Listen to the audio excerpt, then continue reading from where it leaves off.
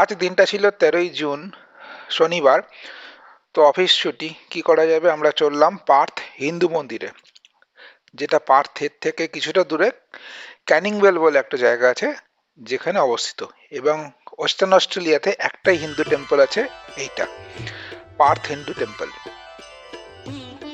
তো এইটা সন্ধ্যে 6টার সময় খোলে। সকালবেলা 6:30 থেকে 12টা অবধি খোলা থাকে। তারপরে সন্ধ্যেবেলা 6:30 থেকে রাত্রি 9টা অবধি খোলা থাকে, 6টা থেকে 9টা অবধি খোলা থাকে। তো পৌঁছে গেলাম ক্যানিংওয়েল পার্থ হিন্দু টেম্পলে। বাইরেটা পুরো সাউথ ইন্ডিয়ান মন্দিরের মতো বানানো, মন্দিরের আদলে। ভেতরটা বেশ সুন্দর, অনেকগুলো ছোট ছোট মন্দির টাইপের আছে। বজরংবলী, গণেশ, বৈষ্ণব দেবী, শিব, তারপরে নবগ্রহ মন্দির এবং আরো অনেক ছোট ছোট মন্দির আছে। এখানে ভেতরে ছবি তোলা অ্যালাউ করে না, আমি যাই হোক করে ম্যানেজ করেছি। এই মাঝখানে শিবের মন্দির রয়েছে, একপাশে বৈষ্ণব দেবী, একপাশে গণেশ, এদিকে হনুমানজির মন্দির আছে। সন্ধ্যেটা এখানে আরতি হয়।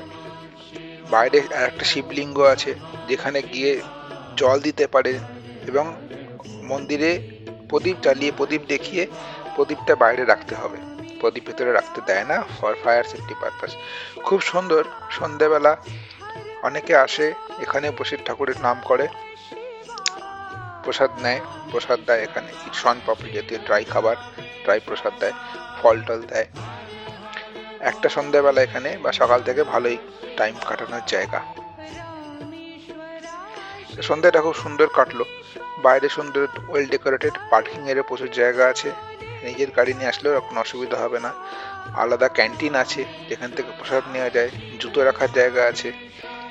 বাইরে সুন্দর সুন্দর মূর্তি রয়েছে, গণেশের মূর্তি, শিবের মূর্তি। পরিবেশটা খুব সুন্দর, শান্তশিষ্ট, ছিমছাম। খুব ভালো কাটলো একটা দিন সন্ধ্যেবেলাটা। তো এখান থেকে দেখে আমরা এবার ফিরবো বাড়ির দিকে।